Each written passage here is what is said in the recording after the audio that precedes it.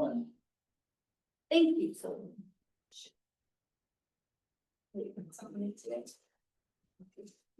all good? All right, it is now 5:17 and I would like to call the Building and Grounds Committee to order. And can I have a roll call on that? Or do we have to do a roll call? That's for you to do as the chair, to record them. Okay. So usually we So- just say. Yeah. So I usually just jot down who's attending. So do I need to go through, a roll call? I'll just jot it Need down. to indicate that the members of the committee and whoever else from the board is present. Okay. All right, from the committee here, we have me and Randall and Mike, so the committee members are present. And then additional board members are Carrie Schrader and Jess Wazorek. And many members from the community and district. So thank you guys for being here tonight. And do we do the pledge of allegiance? Do we need to do the? Do the- I'll call the meeting to declare a legal meeting. You need to do the notice. Okay, has the meeting been noticed? Yes, it has. Okay, all right, so we declare a meeting, so why don't we? I'll make a motion. Now let's do this. Second. So we do this to the flag of the United States. of America, and to the republic for which it stands, one nation, under God, indivisible, with liberty and justice for all. Thank you, and before we get started too, I just wanna say thank you for your patience in the first meeting that I have shared, so getting that order and everything down.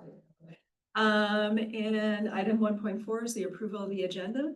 So Ryan, is the agenda good as it stands? As good as it stands, yes. Thank you. Okay, thank you. So why don't we proceed into items for discussion 2.1, which is the building and grounds overview updates. So I can say tonight I had Brad come in and just kind of give us an overview of things that have occurred recently and or things that he sees on his list of things that might be upcoming. Going kind of overview wise, he had a recent power outage, but it wasn't anything that was internally and no damage was done Don't say that. that we're aware of. No, we're aware of something now. Okay. That's part of the radio issue. Okay, so when that power went out, do we know what it was? There's a contactor that starts up the boiler motors upstairs.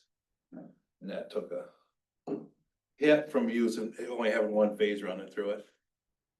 Didn't have enough juice to get it going. Well, when you got stuff that's got two phases going through it, if one light goes down, it's all working overtime. A Right. lot of times it cooks stuff in there. So it cooked the contactor is what it did. I did find one on eBay today. Brad, what was it again that went down A again? contactor, In which building? this one. This one. Okay. It's the only one I found so far. But it wasn't just the school's power that went out, because there was No, power. there was a power outage around Yeah. town. It was only one leg. It was so weird. You walked in here and certain, they had lights on. And no outlets. And then other rooms you go in and they had outlets and no lights. So that's how I knew we were phased. Was out for about an hour, right? 45 minutes to an hour. Yeah, I know the kitchen lights are really cool when the power does that. It's like a rave in there. Anything else from your lens across the buildings that are worth bringing up here tonight? I did get in contact with the guy for the doors. Okay. For the middle school and the elementary school. They ship on the 26th, so I would say early October, we should be seeing those getting done. I'm gonna knock on wood, they haven't had any gravel problems at the elementary school with the water again for a while. That's all, the lines are cleaned out as I far as think, we know. I think they're clean now. Okay. and the road project by the building is. It's done. We're way upstream now from where they're Yeah. at. And I know they've had a lot of problems with it here this week down there, so. Other than that, it's just business as usual, fixing stuff when it breaks.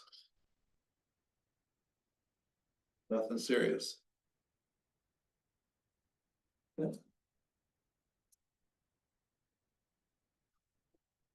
Any other questions for Brad? All right. Ryan, anything else you need to add or things to bring up? Not on this one, no. Let's move on to item 2.2 then, the net zero follow-up. Just a question. I think there was just a general, and I don't know if we talked about it here, related to just the staffing. Do you guys talk about that at all during this? For maintenance related, I can maintenance give, and- so I know we are, down at the middle school. We were down a staff, so we didn't have anybody for second shift at when we started this week. We did hire somebody, or we'll go through the board process, but we went ahead and got them started, today. So we are still, looking for people. So if you know of anybody, even if it's to put in a couple hours, it is something that we are going with a reduced staffing model. Just in the lens of trying to get things clean routinely, and if there is a night where somebody's sick, we pinch on all areas to try to get everything covered. So Have that actively posted, or it do is we? posted, yeah. Okay. So it is posted. My question is, where do we post that? A Um, lot of people don't see that. no. I guess the only other thing I'd have to double check to see is, did it go into the Chronicle this past time? So I feel like it was in there last week or in the last couple of weeks. I thought it was to be in the Chronicle, so I need to follow up on that. And I think this is one that we'll be consistently putting out there because we're down a sub. Yeah. We went all the way through last year without a sub. Right, Well, I- I went all the way last year without fully staffed in maintenance, and so. We did have a period of time where we just had a posting out there all the time for that position. Because we were going through so many people. So right now, we're gonna run this year with a condensed model in the lens of it's condensed in the amount of cleaning that we're doing. Asking staff to any little bit they can do to help, make sure the rooms, if there's sweeping that needs to be done. But it is trying to find people that can, or not can, willing to do. And like I said, even if they wanted to work 1 hour, we could get them in here, they can clean a couple of rooms for us or knock something off the list. It gives them a little extra income and it helps us in the evening times when we start one of the busiest times of years, which is the winter sports season coming up. That's when our facilities are used the heaviest. And Brent and Dale usually are caught in the winter plow season as well. So it is, that time of the year would be a great time for us to get some additional The help. cleaning load's actually heavier at that time too. What's that? I said the cleaning load gets heavier at that time, you too, tracking in snow and salt. Yeah. Yeah, and I guess that was interesting, the idea of having something posted all the time, really, because it seems like there's always a gap or a lot of turnover in that area, right? But we don't get a ton of applicants, and so the idea of having it posted all the time was something that we thought, there's no harm in it. Right.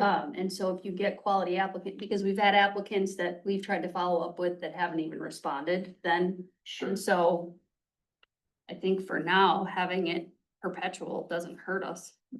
Right. What are the hours we're looking for? Second shift, so really 3 o'clock on would be the time, the ideal time. And so we do have somebody looking to start with us in October. They're gonna do, again, this is us being flexible, they were willing to work 4 hours a night. All right, we'll take you 4 hours a night, you'll work 4 to 8, and so we'll take you because it's someone consistently. So it's an area that we're willing to piecemeal it. Our daytime crew is pretty solid, but it's our nighttime crew when we need to get a cleaning done before the next round of kids come in the next day. What is our wage for that? The lowest it would start off would be as $14.90. And that is something too that I think we need to relook at as well moving forward. But if they've got some sort of experience in cleaning, they'll move up on our starting wage. And Ryan, just to clarify too, because the question was raised about where it's posted, so it's on our webpage, right? It is on our webpage, and I want to confirm that it's in the Chronicle. If it's not in the Chronicle, we'll make sure it's in the next Chronicles session. And would there be other locations that would be beneficial to have that? Do you have an idea at all, or? I don't know if Facebook would be or not. Since last week I caught, because I knew we were in trouble. And I never go on Iowa County Confessions, but for some reason it popped onto my page. And it was somebody looking for work.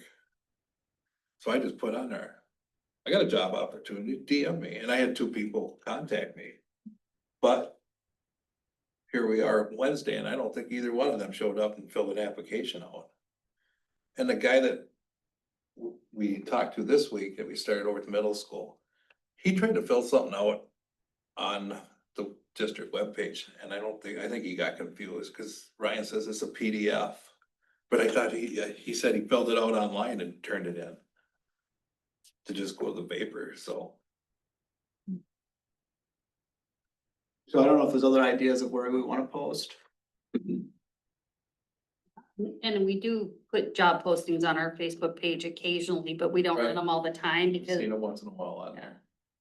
So I mean, if you put it on there once a week, people aren't gonna necessarily pay I attention. don't know, when we have our open houses in the fall, if it'd be helpful to put a thing up with a job application, a couple of job applications As in it. many people as we see in our buildings, it might not hurt just to have something posted, you know, in the commons areas of the buildings in the winter months. I could also think right now, just as chamber members, we could get something on the sign downtown, just Could put it in their newsletter. yeah. But in just another avenue. So,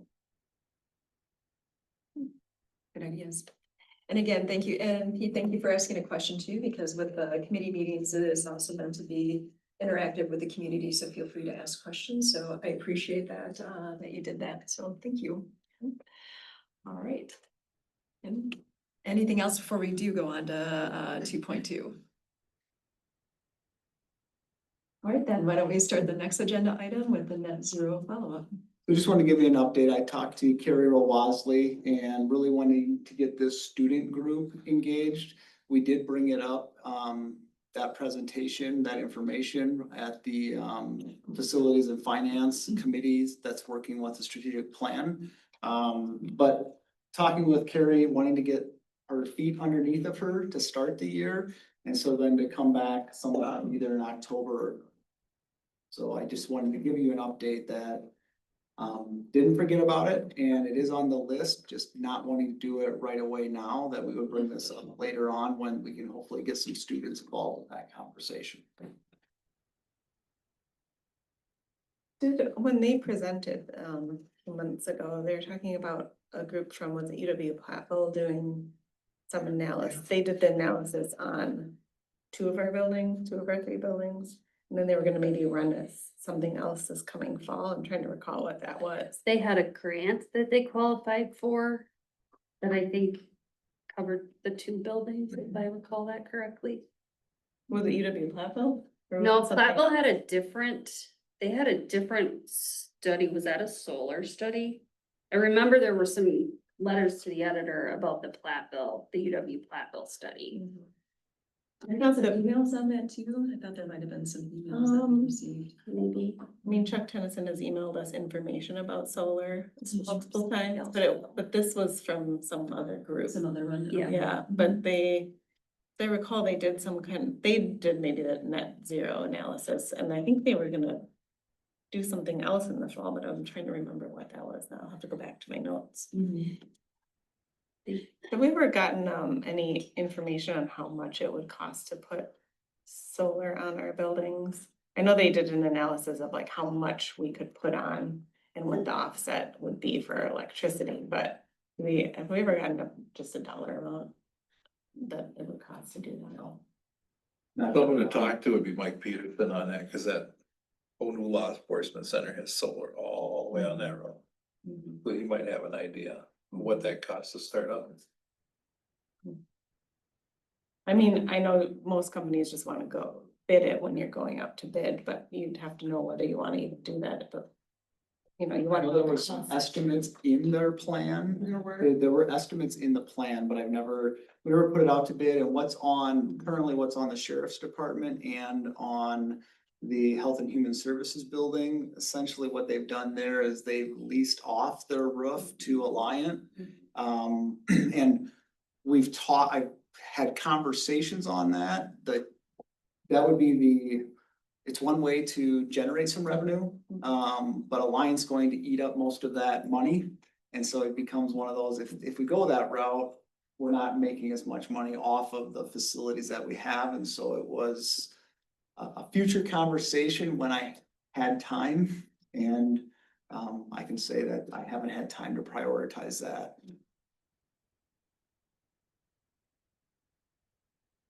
Can I make the suggestion, talk to Barry Hopkins, because he has been our go-to person for solar energy in Iowa County. He's the one that put everything together for the Health and Human Services building. And I was not on the board when they did the law enforcement center, but when we built it, that was planned to put solar panels on. But unless you got different information, I think they're two different funding sources and ideas, so. So then can you kind of summarize what our next steps would be after this? So On this, I guess for the net zero conversation, they're gonna be coming back in later in the school year. So either October or November. to one of our board meetings on. Yep, to one of these to our committee meeting.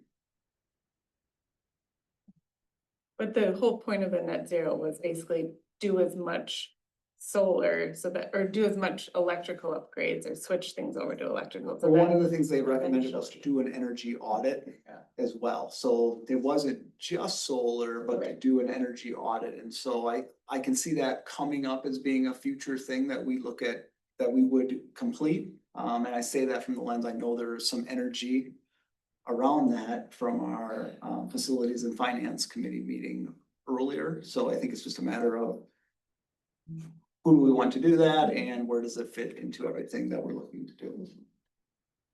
Do we have ideas on how we can kind of coordinate all these different groups here to kind of make it a little bit more streamlined, to get all the information kind of housed? Because what I'm kind of hearing are like these different pockets going on right here, and I don't know how they all fit together. Any ideas?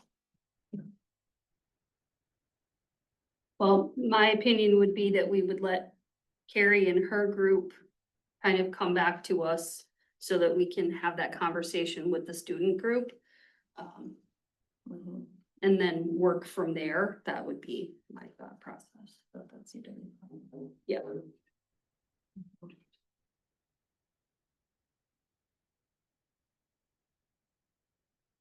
Other thoughts?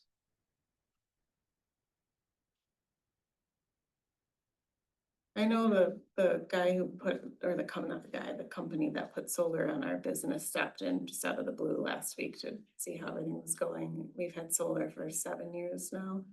So I just talked to him briefly about solar on schools and he had a couple of grants. I know there's grants out there, but the downside is that the 30% tax credit expires at the end of this year. So unless you sign a contract before December 31st, you're gonna lose out on that huge incentive to put solar on. But there's lots of good financing options to make it more palatable over time for schools especially. And then there's a bunch of grants that he listed off. And I think, and he offered for our district, or he would do this for any district, he did it for South Perry, that they do an energy audit of just your electrical. And then look at your roof size and say, this is the number of panels to offset currently what you're expending in electrical, and they would do that all free of charge. But maybe we have that information already. I don't know, but I think that was a part of what we did though. with the net zero. When we were talking to the net zero people, the size of the buildings and square footages and stuff. But how that much that would then offset our electrical use? Based on what She said we were actually surprisingly energy efficient in these buildings. So I think that could be something that we follow back up with that group to see how can we get an energy audit in place, or who would they recommend we do one with? And we look out look at those groups to see about getting an energy audit. Isn't that something you can just ask Alliant Energy? I guess Won't they do those? I couldn't tell you on that one. Okay. They probably do electrical based things, but energy audit also has to do with like the fuel and the insulation and the windows and like all that They stuff. did do, in their presentation, they had an energy use summary. From net zero? Based off of our current electrical use. Oh, electric and gas. So some of this information was included in their presentation. And you know, there's energy saving ideas, there was electrification plans.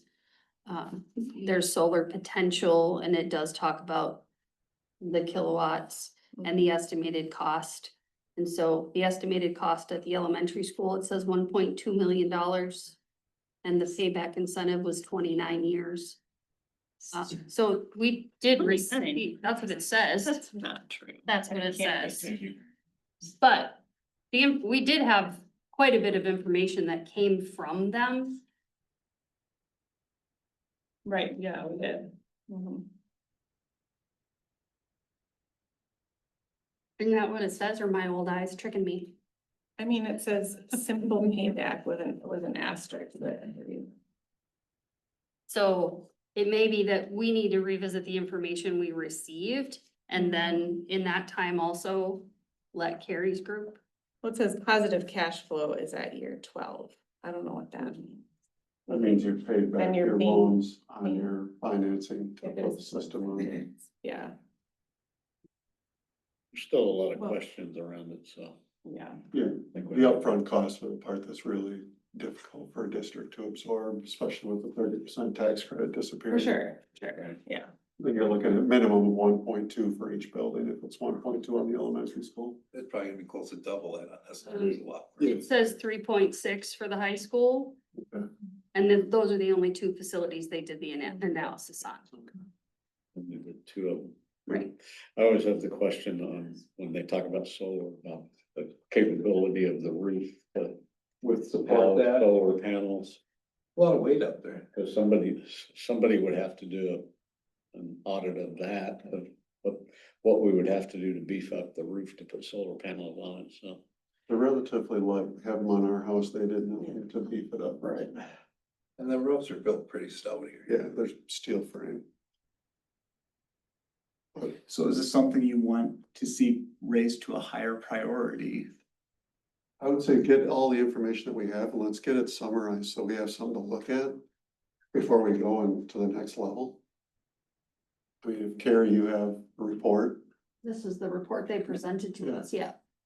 That's a PowerPoint presentation, right? Correct. Those slides.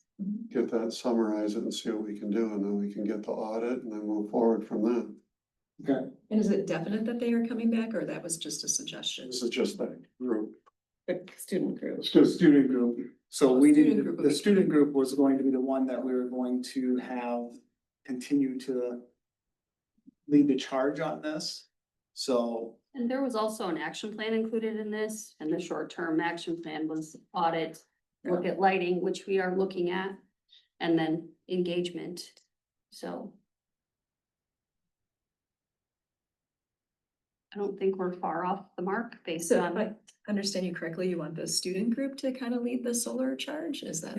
I wanted to keep them involved in the process Okay, because they've just been leading, they led the charge of keeping this energy going and going with this group. So I'd like to see them continue to get some of the credit and keep the push going because it's been part of the learning activities they've been doing. I think on our lens, and it also allows them to interact with us in a larger capacity. So I think that would be the lens that I'd like to. In Carrie's group, the student group it is now Green and Healthy Schools, not Save the Rainforest and stuff like that anymore, right? Did they change the name? Because the environmental one used to be that, and I kind of lost track of what the name of the student group was. I was thinking it was save the rainforest, but Did it Let me- change over to? I think that is still Save the Rainforest, but I think there might also be. I think there's both. yeah. Yeah, the green and All healthy, those student groups? I think so. Yeah, and again, for the report that we took part in, their school community engagement recommendations were the student green teams, hands-on curriculum, and school to community awareness. Maybe the student group could get access to that presentation, so they have the info to look over. Yeah, let's say that did. And I think too, I was just looking at the Schedule B stuff. I think it was just Save the Rainforest. And maybe that's like a sub thing that they. A sub thing of Because that's the- kind of like either a state or a national. Save the Rainforest is. No, the Green and Healthy Schools is like an organization that helps student groups through this kind of stuff. So maybe it's just kind of like something they utilize within the Save the Rainforest. I don't know how it's laid out. But I do think on the lens of the energy audit makes sense. I can look into whether or not Alliant does those. I've just never been a part of organizing that before, so, you know, it would make sense that Alliant would do that.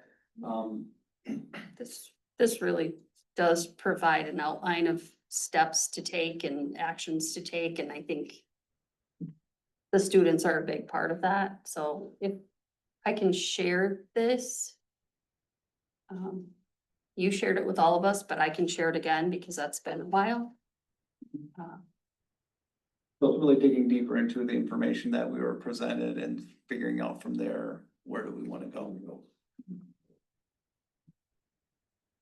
I remember a lot of it being when you have to upgrade things, look for the energy efficient option of it. That's probably electric if you're gonna think about solar later, but you're not gonna preemptively replace something that doesn't need to be replaced, and especially in this budget crunch time. So that's the tricky part. And I recall in that conversation that they were very open and aware of the fact that we can't go from 0 to solar panels on all of our Yeah. buildings in a short period of time. And so I think that what they provided us is a great resource that can be a great starting point and wrap in some of the things we're already working on. Yeah, one of their suggestions was maybe put one solar panel up and then tie it to a screen that can be monitored and you can see real time what it's producing. Students Right. could use that to analyze. And I believe there's been some conversation about a solar panel or something regarding the greenhouse. Yeah, there's conversations on it, but I don't know that anything is more materialized yet. Right. So it's the, you know, what are our next steps going to be? So what I can do on this is put this back on our agenda for October so that we can keep this work going forward. Any other pieces of information or questions at all before we go on to the next item? Carrie, could you easily reshare that with I everyone? just did to the so that- board. Do you want me to reshare it to you as well?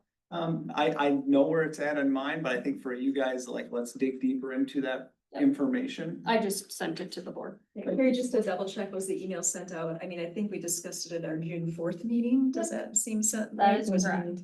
Was it, and it should be attached in board. You can doc. attach the board docs It in there, was. because that presentation Yep, was. sent it via email for a little quicker access.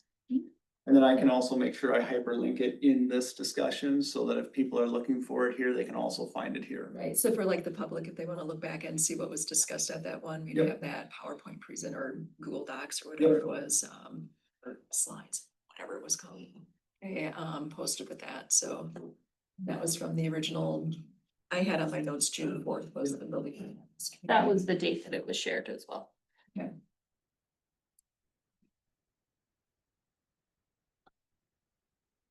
Perhaps could it be added then to this meeting as well? Yes, so I can hyperlink them into this, so I put notes on here to hyperlink in net zero presentation as well as the notes, so that people have it. Okay. All right, and then going on to item 2.3, short range planning.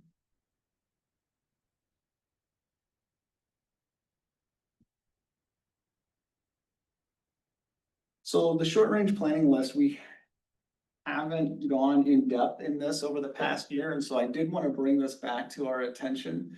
And make this public on our, on board docs for people. I've got our internal team reviewing where do some of these items sit, as in, have they been completed?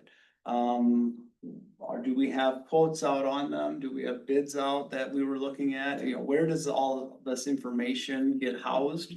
I know this started back in 21-22 as a framework for us to stay organized on what are the projects that are going on throughout the district.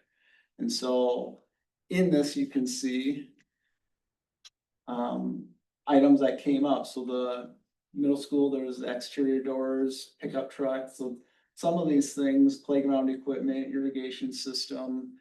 It's one of those, I think, to have you guys relook at this information.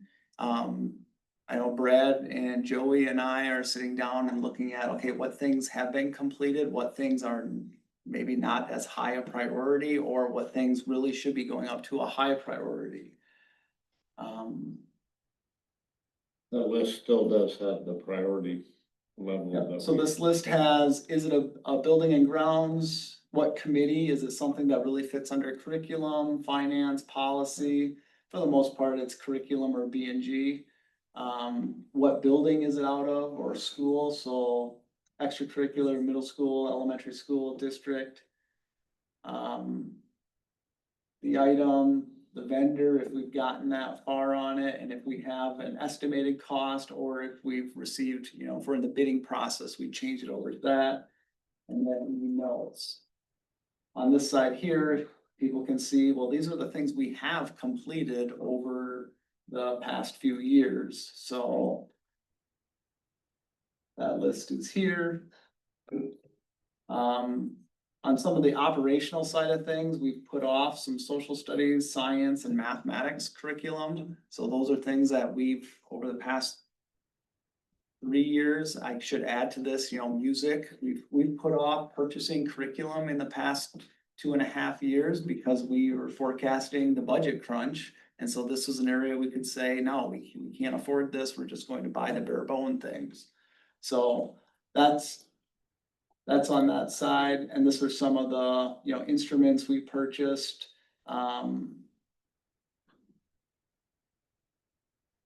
And some Spanish resources, we did do some social studies. So those are the items that ended up being in there. Yeah, and there's definitely some items on that core list that have been done, like the scoreboards have been done. Mhm. Yes. So there are, Well, the doors are about to be. Yeah. Covered here shortly. so there are some things that'll be able to be checked off because they're completed, but otherwise, yeah, kind of froze that list. So this got frozen, and I will say to this is the organization of all of the little tasks that are to be done. I can say is we're feeling that pinch of just keeping everything organized of how we're doing them, when we're doing them. And as this was put on hold, I didn't make it a priority for us to come in and keep updating this list. So that is something that we need to go back in and update this list. And Ryan, is that something that you just are the owner of, or have you shared that with the board in the It past? should be shared, I think it's shared with all school board, Okay. but I will, No, and it should, so if I look in the Google shared drive, it should pop up. and then I'll post this though, so I will post this here on board docs as well, so that people can see this list. So I think that would be helpful too, knowing what projects we are up against too, especially with the referendum. Not that we, you know, it's an operational referendum, I don't know if that would fit under that one. When we had the separate committee meetings, we viewed this in Mm-hmm. B and G meeting, so this should be a standard part of it. I would say the curriculum pieces, though, the resource renewals would be part of the operating expenses, right? We had those or we are planning to. I missed the first part of what you're saying, there's some kind of piece it together. Yeah, the resource renewals, like the curriculum renewals. Would Yes. be part of the operational. That would be part of an operational, yeah. So what I'm gonna say is I wanna get this cleaned up first before I go fully public with it. In the lens of, hey, let's get the things that are completed and transferred over to the completed tab. And then are there things that we need to put on this list? And this will be a routine thing that we bring up in B and G. I can ask a question. The capital completed is where does that capital come from? The funding for that?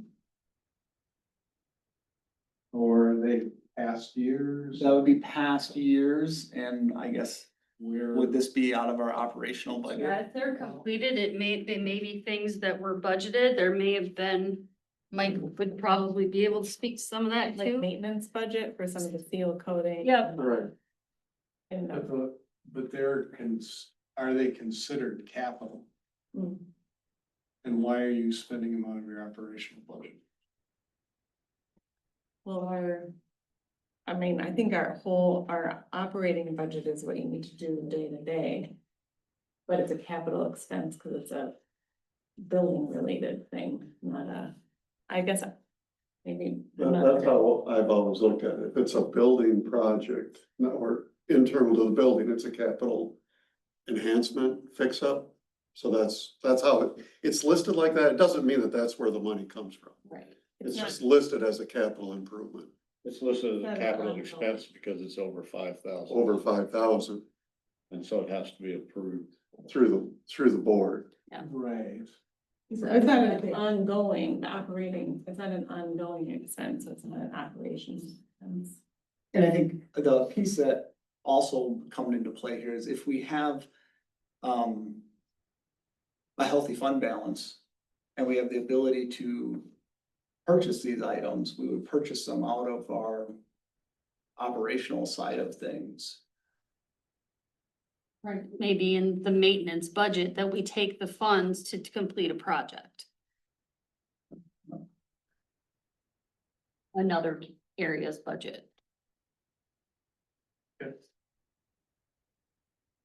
And then I will just add in here on some of these, at the time of when we had ESSER dollars, that's where we made the major purchase for the reading curriculum. So it is labeled ESSER, so the reading curriculum was 193,000 and the math curriculum was 200,000. It came out of ESSER dollars. And so that is the forecasting we're looking at is those subscriptions will be coming up in the near future, and we've got to make a decision on, are we renewing with them or are we purchasing a new? Something has to be purchased. The question is what?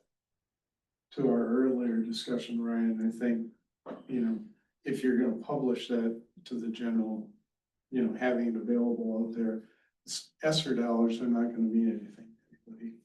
So if there's other verbiage or whatever that you could use. COVID funding. Yeah, it's, That's what I'm thinking. Yeah. It was one-time money that we got, so we spent it on one-time purchasing. Yeah.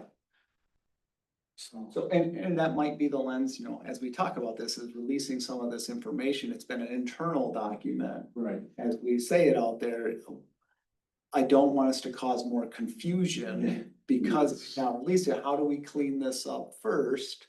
yes.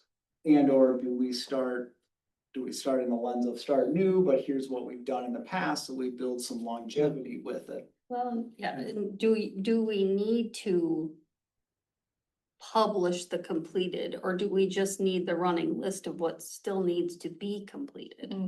with the dollar amounts attached to it. so we Because- know what it costs. What happened in 21, 22 is, Right, the relevance is the renewal. Not that we purchased the curriculum, but the renewal of the curriculum, in my opinion. It's a forecasting ahead. Mm, I think people wanna know where the money was spent though, like the community, Okay, if we're putting that out to the community. I mean, it's not all the money, and that's part of it, like, Right. this is just a snapshot. this is the short-term planning list, so Right. it doesn't But you- cover the majority of the, so did you use that money to purchase the curriculum then? yes. Oh, then That's our money. it was spent. Yeah, that's So what I'm yeah, saying. that's all accurate. Yeah, Yeah, but there's things that we bought that are not on this list, cause it didn't reach the dollar amount to Okay. justify being like, let's plan to buy this thing in the future. It's not an all-in list, Yeah. which, I don't think everything needs to be shared, but I think where that money was spent should be shared with the community. I think just tied in with the focus on learning that I was at the meeting on Monday, talking with that committee, it sounds like the reading and math programs are gonna be up for renewal. So if we use the COVID monies to purchase that, and now we're looking at renewing it, and we don't have those monies anymore, we need a referendum to make sure that our kids still have that continued success and that enriching program and stuff like that. So in that. I want to know as a parent that the curriculum's updated, Mhm. and then if we don't have the money to do that, Mhm. then what are we gonna do about it? Mhm. So.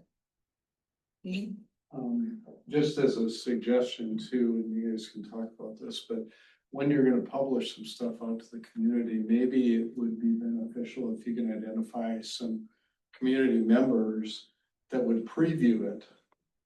Because this group probably understands it very well because you've worked with it as an interim document. And let them come back and say, oh, I don't get this, or I don't get this, before it gets published to the broader, just a thought. Something to consider. That's a good point. Mhm.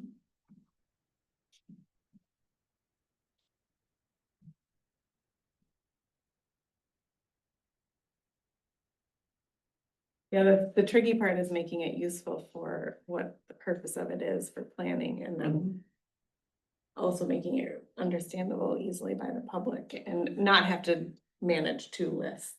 Mhm. You know, cause then those things just get out of sync when you have to do duplicate two different ones.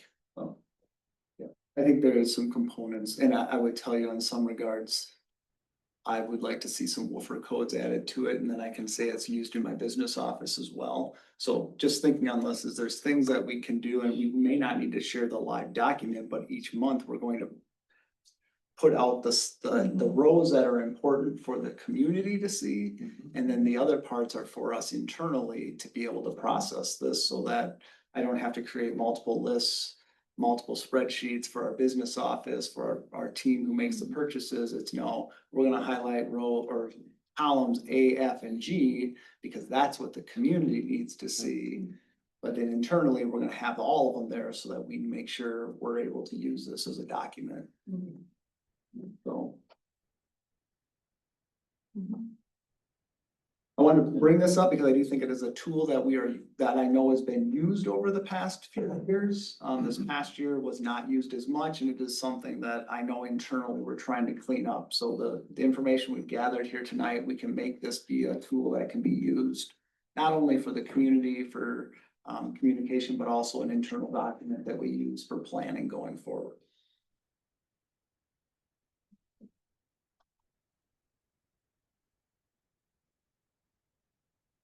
All right, any other points before we wrap this one up?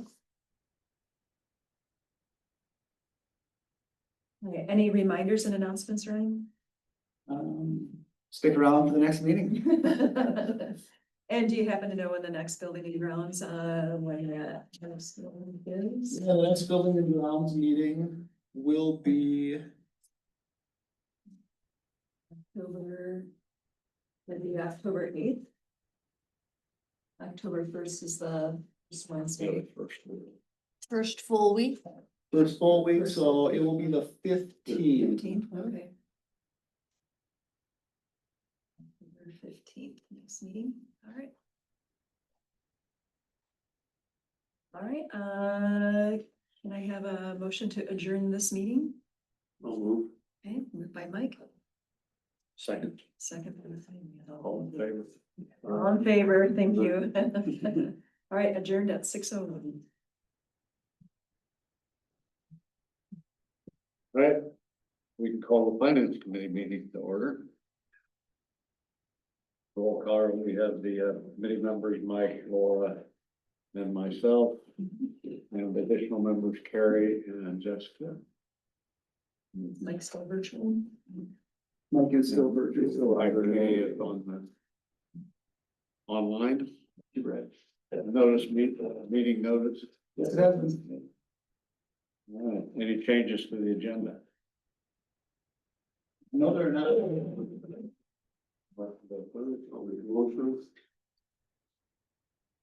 I'll second that approval, or second that one. All in favor? Aye. Opposed? All right. Items for discussion. 2.1, review board development on financial stability. So one of the things that I would like to, I'm probably reviewing this now, I would have put this at the end. Knowing of information that we're getting back from our audit and seeing where the year is ending, I would like to say is, I think this is something that as we go through the strategic planning process, that we look at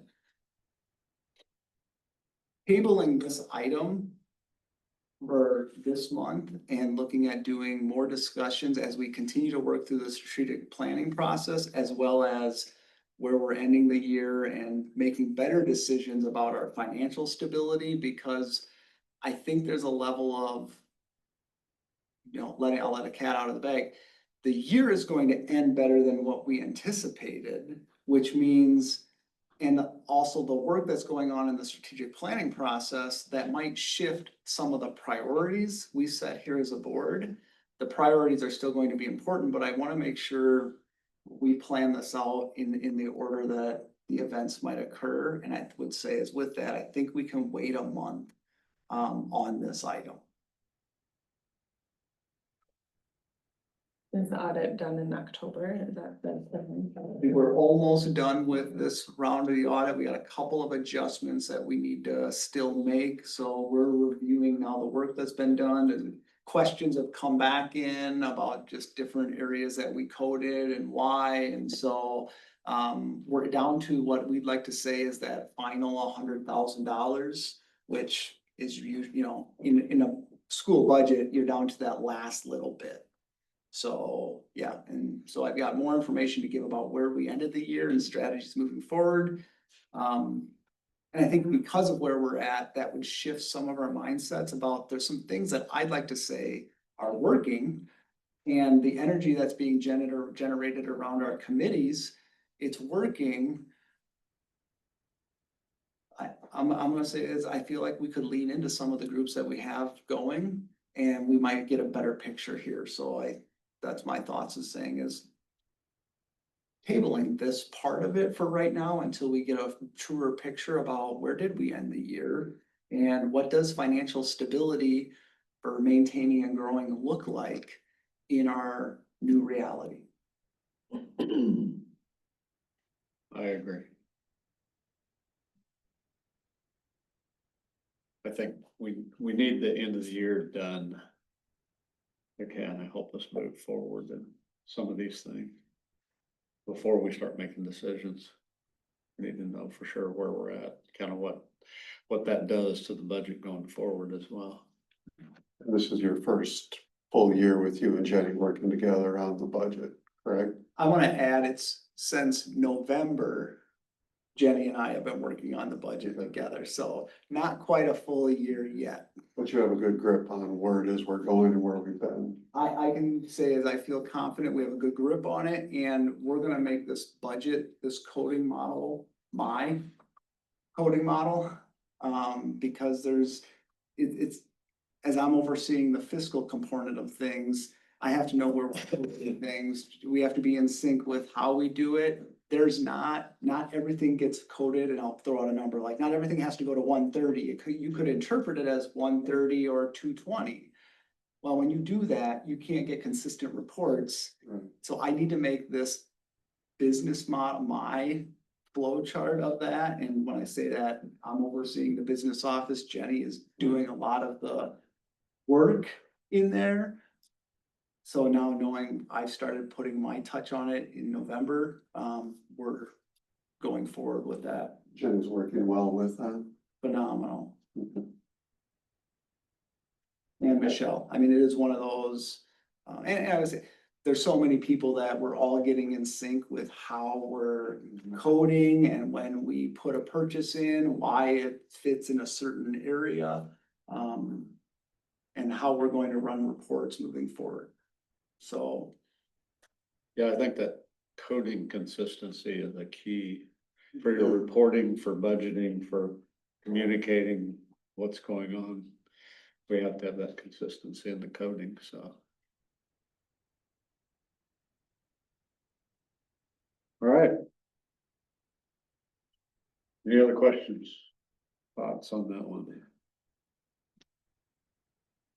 All right, moving on to 2.2, investing in staff as part of recruitment and retention. So we're continuing to work through the process with the staff, and trying to identify strategies they want to see us prioritize for recruitment and retention. So this is more of an update. We gave the leadership team came up with a survey, based off of we're using this infinity process to generate ideas and narrow our focus.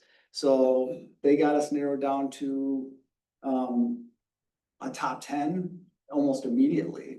So then this past week, we were able to survey the staff. We're currently sitting at, before I came into this meeting, 83 of our staff members. So this went out to all staff, have completed the survey. And then what we're going to do is we'll meet as a leadership team on Monday. Monday's a PD day, and analyze, okay, where are the top priorities? And now what are the goals we want to put into this for this year? From there, we do want to expand upon, years 2, 3, and 4. But right now, we only had a time, and a lot of good energy was shared over what we do right now for staff. And so we've still got to analyze that data, but that was to be done today. And so we got it up to 83 staff members, which pleased. I would have liked to have seen 100. The goal for me I'd like to see that 80% of our staff complete this. So depending on tonight, I might send one more email reminder. Hey, we really want to get to 100. Can we please get a few more people to take this survey for us? And they ranked of the 10 things, what were the top things they really want to see us invest in. So not letting anything out yet about where the data looks. But good turnout. And so I wanted to put that out there. Couple of things that also just have come up recently, and knowing in the budget process that we still do have staff getting training. And so it's just one of those, they have to go through an explanation process of how it's going to impact them. We're not just letting them go to training. It is one of those, how is it going to impact our students? So AP training, we have still invested in staff going to AP training.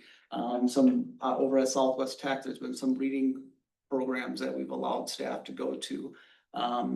So it is one of those, there's still training that's going on. It's just going through a stronger, tighter filter about how is this actually going to impact our students when you return. Because we really have to be mindful on the dollars that are being spent. So we're still looking at that. And so I've still built that into our budget for this next year. Same thing with compensating for subbing. And when I say this is it was not an easy decision last year to pull that. Our staff, when they're subbing, they are giving up precious time to plan for instruction. And so when we do overloads, there's compensation for that. Well, this is like giving a staff member an overload. When you have to sub during a planning time, and what we say is above 15 minutes, we want to compensate you for that time. And so that is stuff too, that is being built back into the budget for staff, so that they know there is a level of compensation. It's not at the same rate as their teaching wage may be. It's at the comparable rate as to if we could find a sub. And I think that's the key piece. This money was there for us if we could find a sub, just like maintenance. We struggle finding subs. And so it is one that we have to have a highly qualified person in front of our students. So we want to make sure that we can somehow attract that. And so What is that rate, Brian? What do you currently pay? Either, is it an hourly rate that teachers get when they sub during their prep, or what is the rate for a substitute teacher per So day? for a sub, they would get, if it's their up to 15 days, they get 150. And then after their 15th day, it's 165. And I'm going off of memory there. That's right. It's right? Good. And so then what we would do is break it down to an hourly rate, which ends up to being about $20 an hour. And it's gotta be over 15 minutes. So if you don't do 15 minutes, where we've looked at it on our lenses, that's part of a there's duties as assigned, that's part of, you gotta cover this, but once we go above 15 minutes, we're gonna compensate you on a 15-minute interval. And probably the biggest one that takes the greatest hit in this is within special education, that becomes extremely challenging. And so we do look at title funds that we're trying to hire a full-time special education sub, because that group of individuals takes the largest detriment when it comes to programming. So currently, right now, this is just an item for discussion. It's not implemented. I have it built into the budget. We are keeping track of it, and so that staff, what we're looking at on this is when we get further into approving our budget, as long as I've got a balanced budget, I'm putting that in place that we could pay this out quarterly, so that staff are getting a level of compensation on this.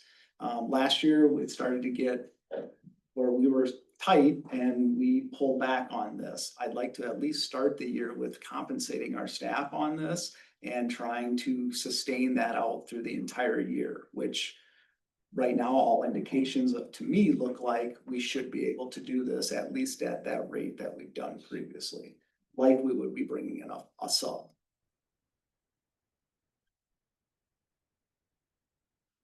So I don't know if it's not I don't know that this is a discussion item, more letting you know I built this into the budget and that's the direction that we're looking to go on this. Are we short a sub, say like every day or every other day or? Personally, I would love to bring back full-time subs because yes, we are. The challenge with why we got away from that is you have to pay benefits to your full-time subs, and so then we can save in that regards. I would tell you level of programming. If you can have a full-time sub who's here routinely, they have a rapport with the students, they have a commitment to our district. They find pride in the fact that our test scores are what they are. So it is, they want to see us grow and improve. Yes, other subs do, but other subs often are not as committed to your district because they're here to get us through the day. And so it is one of those that, if we could go to full-time subs, the challenge is it's gonna cost us more. And right now, I don't see us having that funding available. And do we have enough subs that apply or sign up every day to cover most days, or are we always short? So there's always. Estimate about. Huh? Estimate about a month. Yeah, I know it's early, Right but now, like. we want maybe- jobs. I think this is probably the biggest challenge we find is, right now we're doing okay, but we already know it's going to be days where it's one of those, hey, we're all hands on deck, we don't have enough people, it's, and this is that. You're not in a classroom, we're gonna need you to help cover other responsibilities, and so that is the nature of where we're at right now. Were these items brought up by the leadership team? These are items that have consistently, it was not a popular decision back in November when we pulled this away. And so it was one that, to me, feels like that quick win back with staff of like, to keep some level of morale going and keeping positive energy. There's a lot of work that goes into that, and it eats at a person when I'm giving up and now I've got more that I have to do in the evening. Well, at least kind of give you something as I don't even like you saying the word bonus. It's you did additional work and you still have to prep. You have to have a lesson ready to go tomorrow. And work, I would say from our lens, we want to see growth continue to happen in our scores. So we want it to be a high quality lesson, not just good enough. We want to put top quality results out there. And so there's pressure. I want to be able to compensate for that pressure.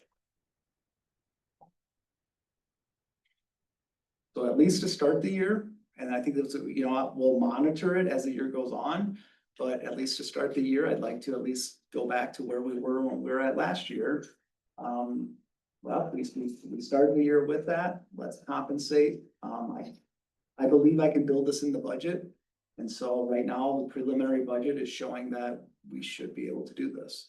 So I'm in full support of it. I mean, in an ideal world, you just have enough subs that this wouldn't have to happen, because then the teachers wouldn't be overworked, even if they're getting compensated for it, it's still the extra work, but is there a way to like build a full-time sub into the budget? I would tell you is I appreciate you saying, I like the last part, but I appreciate you saying that is, we would have hired somebody to come in and do the work. So it's, we're not just doing this because, staff, we wanna get you more money. It's, no, we would have brought in a sub. The problem we have is we don't have a sub. So this is one way we can say, well, we earmarked that money for them. Let's do this and try to compensate those, because we are expecting high quality work to come out of this. I don't have it built, I don't have it built in for a full-time sub yet. Like, how much extra would a full-time sub with benefits cost us versus, do you have? I mean, just to maybe compare the numbers and say if it's, If you were to say full-time, $15,000 yeah, it'd be, if you look at full-time benefits, you're looking at, you could be $30,000. $20,000 to $30,000 for benefit package. So take your base teacher wage, you're gonna have every full-time one could be a 20 to 30,000 additional. And then it becomes, where is that 20 to 30? When we're short already, where does that, I struggle finding the 20 to 30, because I feel like we should be cutting something to create that 20 to 30. If we could have a sustainable plan and sell this like community, you want high quality educators in front of your kids at all times. You don't want staff that are feeling worn out or depleted or energy's low, because the reality is you can't burn hot all day long, all year long. If you want to have high quality staff, we need to build a model, because there are teachers out there that were willing to work. We just need to hire them as full-time subs to get started, and then they might be able to transition into other positions. So that I could hire teachers, I just need to be able to offer them benefits. And one sub doesn't really solve the problem. 3 was nice. 3 was the ideal. Especially our elementary school level is where it is so critical. That's where we take the biggest pinches, and then oftentimes it's a ripple effect. As soon as you lose a couple staff members out for illness, you start piecing people around, and then you're a constant juggling of who's where, when. And the elementary school has the most limited flexibility, where the high school has the greatest amount of flexibility. So on that point, the elementary school was never included in this in the past, correct? Were they compensated for? We've struggled with, if they were truly just giving up their prep, then they got compensated if they were giving up a planning period to cover a supervision of some sort. We are looking at the lens of, okay, if we have to combine classrooms, that is going to give our kids the best education versus somebody just coming in and not really having a ton of content knowledge, because at least then we can say, all right, it's all of the third grade teachers who know that this is what we're covering today. Can we split the cost up so that I can't go further in debt, but I can at least give you something for taking on the added kids? And so that is the model the admin team is looking. We don't have it finalized yet. That's why we don't want to start paying this out yet. We want to be able to say, elementary school staff, we hear you. And we want to, at least if we do need to combine classrooms, we're going to give a level of compensation. I can't give you all the full 20, but I can say, as we earmarked 100 and, we earmarked the 20 per hour, we can split it amongst you teachers that took on the extra. So at least there's some level of compensation. And then I think we just keep reevaluating this. And then can we build it into the budget? I'd say when we talk about staff retention, that's a pretty important thing. Because a lot of times this is happening when it's probably the hardest time of the year, and then you get it added on. And then and sometimes end up in a regular ed classroom and not have by ed, like what does that look I mean, I would just cover, a lot of times it's like Ryan said, a juggling act where, okay, I have a half hour prep here. I'll cover for that half hour, then another person's in that room for a half hour. And it's like, So you really do piece the day together. yeah, it's like a puzzle. So, By as many half-hour chunks you can. Yeah. To add up to a full teacher. Yeah, but that's not a great experience No. for the staff or for the kids, Right. really, you know, you're just getting them through the day, and so, Really, yeah. I would say it's better that way than combining classes to a certain extent. You need to have 30 kids instead of 20 kids. Yeah. Yeah. That's my opinion. It might be better, however, the reality is Yeah. if we don't have enough coverage, it's, guys, it's what we have to do. It's Mhm. where we're at because we can't find bodies from somewhere else to supervise the kids. I mean, it's basically the reason we're going for X number of dollars in an operating referendum is to do X, Y, and Z things. And if that's part of the narrative, the question is whether the community will support that. Right. And if the If they believe alternative, in it. if they believe in it, Mhm. but if they don't know that that's why we need an extra 30,000 to cover actually having a full-time sub in order to give high quality education to the kids versus piecemealing it, because you're always piecemealing it, like you're never not piecemealing it unless you have enough subs to cover the day. That is the joy of the elementary school principal, to start the day every day here in the near future. Is how am I gonna shuffle around the staff so that we can cover? And so that, you know, like, that is one of those pieces why we find it so valuable at that level. Gotta figure out something sustainable. But that is like a known thing that every year you're gonna have people out and it's gonna be sicknesses and it's juggled. So it's almost like it is part of your operating costs. And so you just have to let people know that this is why we need the money. It's part of that This is the staffing result. model. Yeah, I mean, I would be in favor of adding it into the budget for a single, maybe we can't do 3, but maybe we can do 1. And just say, this is the reason why we need that. This is how important it is, because this is what you're gonna get result wise. This model versus this model. I'll be excited to share with you the budget moving forward. I just think it is one of those, like, we still have a fund balance percentage that we have to be mindful of.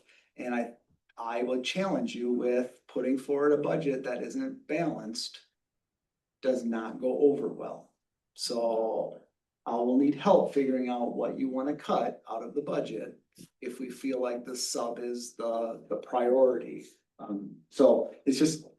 But if I hear if we you. add it into the operating referendum, That's what I'm talking about, Right. not for this year's budget, but for Absolutely. going forward, this is why we need it, and this is the I plan think that that's we the are committed to. benefit of us telling the public, here's the dollar amount, Right. and this is what it's for, and this is why we need it. I mean, having that kind of information, breaking it out that way, I think. will Because I make- think the other domino effect that happens is you end up with like the instructional coaches or the assistant principal or other bodies in the building spending their day in classrooms instead of doing that instructional work or handling things in the office. So I think you end up with people getting removed from other functions that are also really valuable. Right.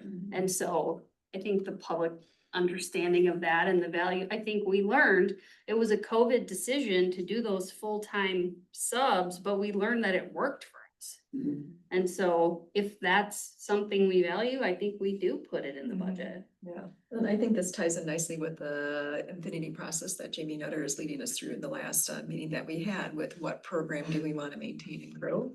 And I know there were like with the academic part, but also with that financial stability and just setting those goals. And I think that would tie in there nicely with it too. So, yeah, excellent ideas. Hey, Randall, can you hear me? Yeah, Mike? Can you hear me? We can I- hear you. We're gonna hear you, Mike. Okay. Okay, I just want to weigh in on this point, and Laura can also speak to it, I think, a little bit more personally because we've been through it. I would say there's nothing more frustrating to be a teacher in a building at whatever level, and when you have your limited time to either prepare lessons or grade papers or just to go to the bathroom, you are told, no, you have to go substitute for someone else. And almost more than any other aspect of your teaching job, this daily grind of that sort of mentality will just wear you down and make you frustrated and angry.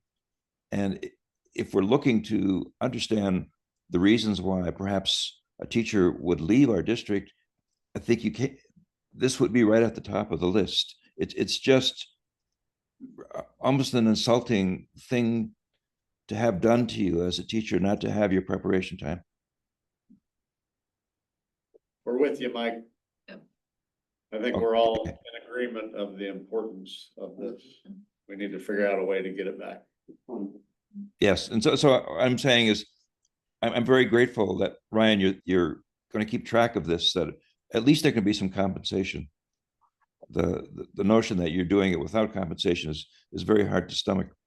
It's not like a different many other jobs where you just, okay, I'm going to go do something during my alternative time. It's really critical to how you function as a professional. Couldn't agree more, Mike. Thank you. Thanks, Mike. Okay. Yeah. All right, any other questions, thoughts, comments on this topic?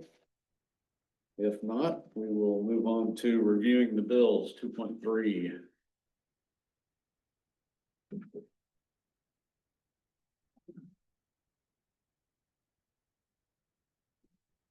First page here, Ryan, considered the highlights. Those are the highlights, yep. Starting with Upland Hills Health, we had athletic training. I do want to point out just the short-term balance, borrow balance. We did borrow, we still do have a $750,000 there. We went to pay it, thought we could pay it, and then I couldn't get it done in time.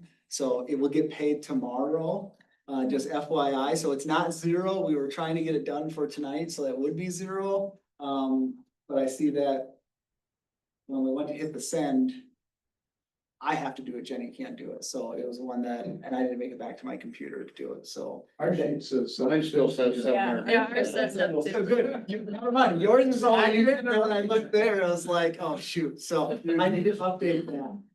It is, as of today, it is still $750. So is the elementary fire alarm system done now? Is that all installed? Yes. So that was that breakage, that was the cost of that, or the thing that had to be done? Yes, 11 or 12,000 there? yeah, $11,796, yeah. And that's that exposure that still exists in middle school, right? Right. Okay. And that was just fixing it, it wasn't replacing it, Yeah. right? Yes. It was replacing a piece of it, but we still have the old system. So if a different. Middle school one goes, that will have parts for the middle school. Yeah, it replaced it. Okay. It replaced the Replaced. system and we kept the They have parts those. because they could use Gotcha. the parts Okay. for the middle school. Okay, If the right things go out. yeah. Yes. What is the volleyball standard system? The fourth one down. The nets. 96. The poles, the nets. It's the entire outfit for volleyball. So we needed new poles, new nets, standards, I think is what the They word. call them standards. yeah. Standards. I wasn't familiar with that.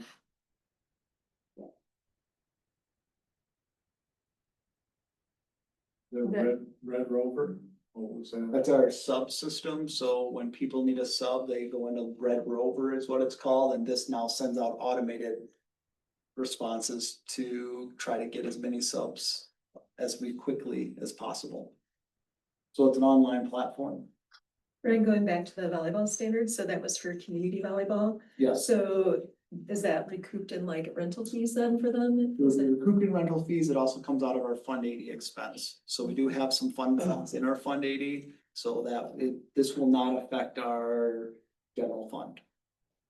Thank you for adding that, because yeah, that is out of Fund 80. Because that's not part of normal quote operation. That's not part of normal operationals. Yeah, And it's community services. Yep. that, just as a point of, that might be worth, and I don't know how much of that is embedded in here. Also, whether or not some of these expenses are, I'll say not reimbursed, but covered in other methods. I think when you get down to the, is it the health insurance? I think Lennon you mentioned in that next group, there's two to the HSA bank. And does part of that come back through Employees pay. employee? So, you show here, you've got 150,000 plus another 17,000. How much of that comes back? Offhand?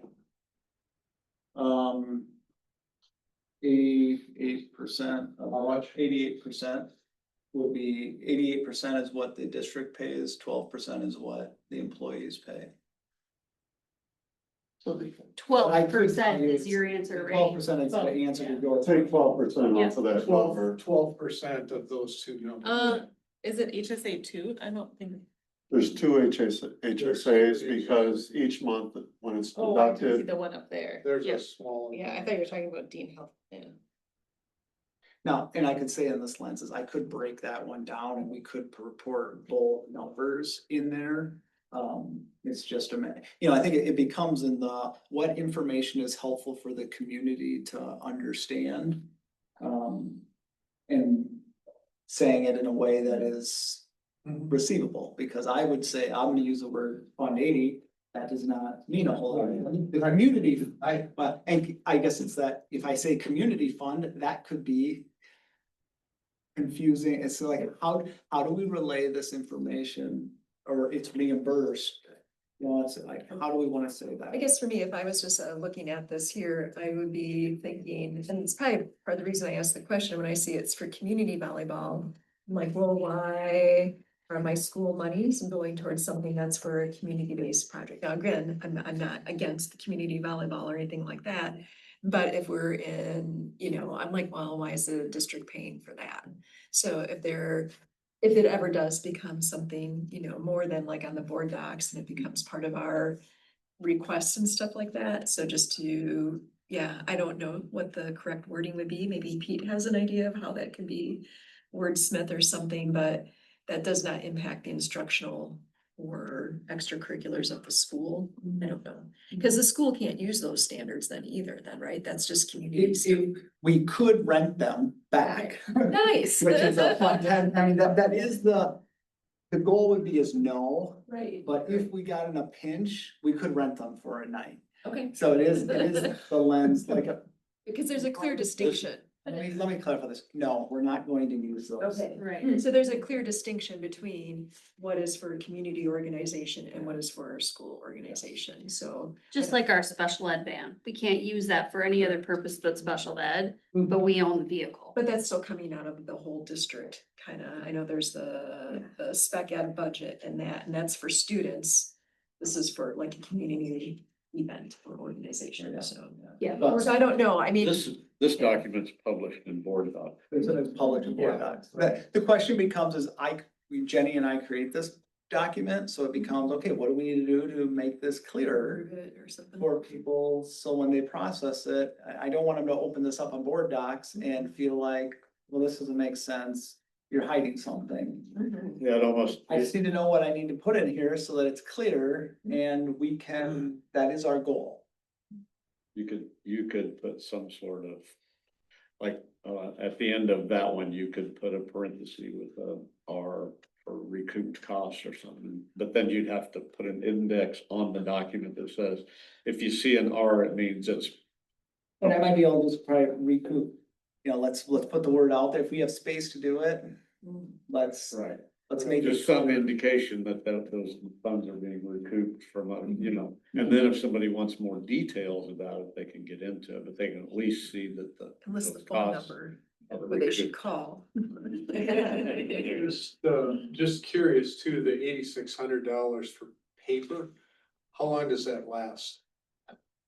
It's a big piece of paper. Yeah, no, it's just a pallet of paper and so. Pallet of paper, I was just curious, is that a month? Is it a I, ballpark? No idea. yeah, that my numbers are running together on like how, I think we did 3 pallets is what we purchased. In a year? No, That purchase. that Oh, that purchase purchase. was, Got it. let me come back to that It's later. not on there every month, so.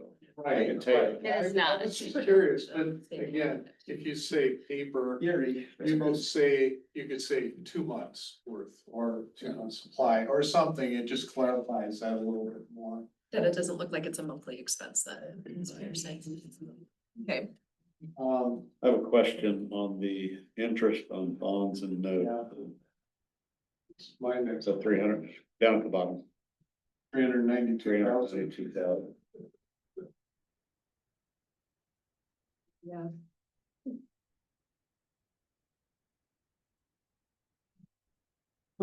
That's not on our short term, I hope.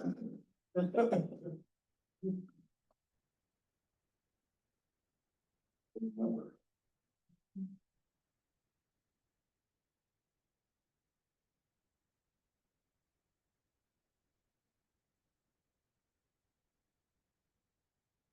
Oh, and it's interest income, not. Right. Expense. Yeah.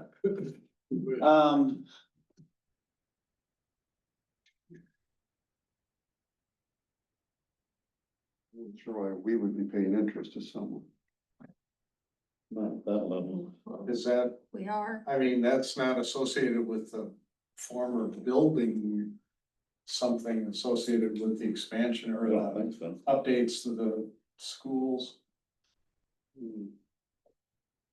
That's the only thing I could think of. Maybe look into that. let me come on, I'll have that for the board meeting. Yeah.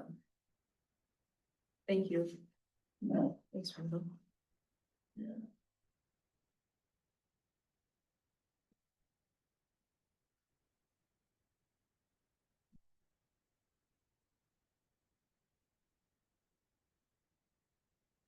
Okay, any other questions?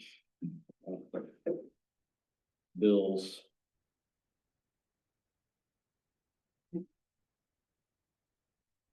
Just one, Nature's Way portables. What are we renting portable restrooms? Is that what that is? That's what that would be. So where do we have all of them that we're renting for 3,200? There is one out I see here. this one. Mhm. One is here. That's, shouldn't be $3,200. No. That from the spring. And so for the spring. And yeah, in the spring, there's like. That for last spring. Right, it during. Plus it's a full year and cause we had that whole group of them during. the Right. track.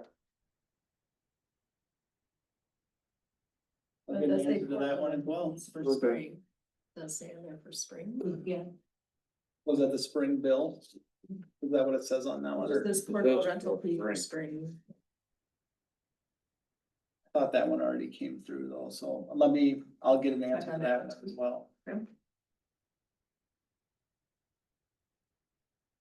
Ryan, on a couple of the other ones that are annual in our sports related, are any of those recouped any other way? Or are those way up on the top? I mean, some of the football safety guardian. Yeah, so That one, I mean, guess some of was those we can discussed. say whether or not those came through the clubs. Or Yeah, not that's clubs, what I clubs, was- like the sports. Yeah, So yes, it was paid through the district, but it might be a fundraiser that would be offsetting cost. well, that's. So I that's could another- put that one in there as communication. These are activity accounts or offset recouped dollars. Even recoup would be something that we Sure. know there's something else that's offsetting that cost. Right, I think that helps people understand it a little bit better, yeah.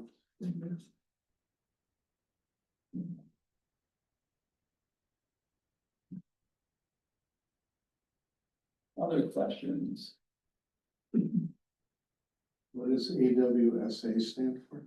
The ASA, which is our secondary principals association.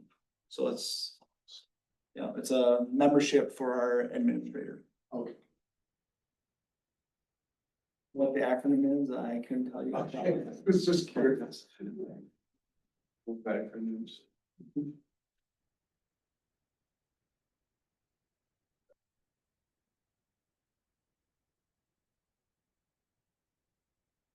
Who handles the credit cards? I see there's a payment for 11 grand on that. So it goes through multiple lenses, but Jenny and I. Okay. Are there, how many credit cards are around throughout the one for Is there each one in each? school, or is it multiple? No, it's, so I have, 1, 2. We have four credit cards, a fifth one for our charter school. Okay. So, But the payment on there wouldn't include the charter school, would it? we will start seeing that come through, and then it'll be a recoup dollars to the charter school grant, so this will So be another- another reason why to add that in there. Yeah, so it'll all run through the district lens. That would be a different credit card account though, right? Mentioned school, No, charter. Isn't that what, in school. of what school? No. But the card is itself, it's linked through the account. It's but linked to you the know account that, everything so on this every card credit is card we purchased. have, it's the same, but we know which credit card made. You get an purchase. itemized by card number. Yeah, so any purchase that's done on any of the cards, we know whose card was used. Right. Mhm. That's easy to separate the charter out then. Yeah, and really, it's a tight system. Every purchase that, is made, you gotta turn in your receipts, it's. Sure. Is that typically roughly the spend on it, 10 or 11? Seasonal, I mean, it depends on, what do we have a group going off to, some sort of state event or some conference? So it just depends on, it ebbs and flows.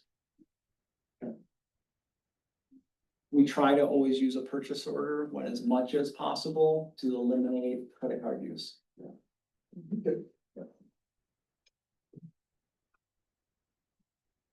All right, anything else? If not, let's move on to 2.4 operational expenses and budget reports. Alright. So. I'll give you guys a sheet of paper and I just ask, stick with me on it so that you. Are able to process all of the information. I will apologize that the color yellow and green does not copy well. However. I'll draw a line for you so you're able to clearly articulate where yellow and green was. I wanna follow the side that has, I should have labeled the sides. There's a side that has on the left-hand side, they're in numerical order, starts with 110, then goes to 112. So if you start with that side, that's the side I like to work on because it's gonna match our budget.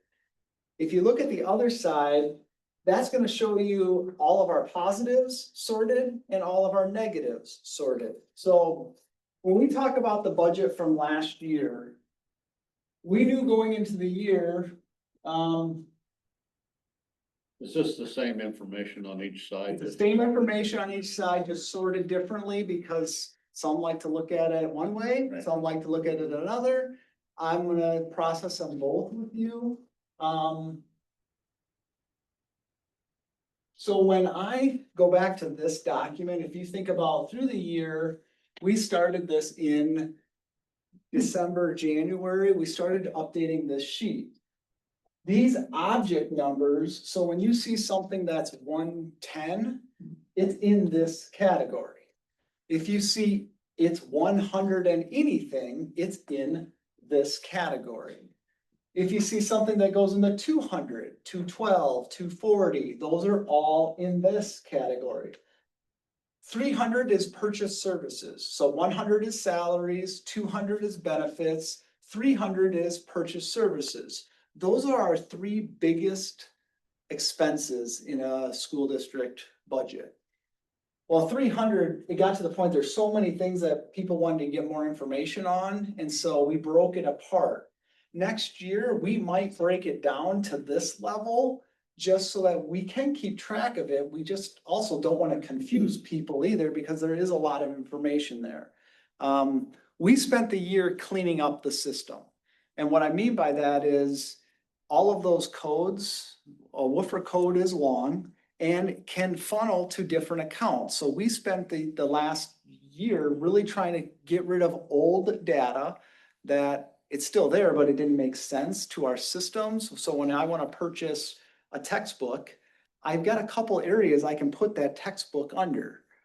Well, when you're trying to build a budget and trying to keep track of where you're spending your money, you got to make sure that you're consistently putting it in the right spot. Otherwise, it'll appear like you haven't spent as much in one area, or you overspend in another. I'm going to point out where that happened this past year. So I just want to give you an overview of what that looks like.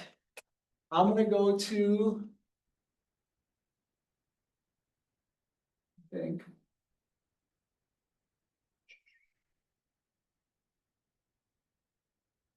All right, so right now, we're going to look at this in greater detail. The numbers at the top will not match the budget that I reported out to you, because this does not include summer school, because that's a separate entity in how we manage it. And it also doesn't include title money. So when we talk about Title I, Title II, Title III, Title IV, those are federal funds. What those are, they show up in our budget, but what they are is they're cash in, cash out. So I didn't include them in this report, because anything that we spend there, also, we have money that's reimbursed.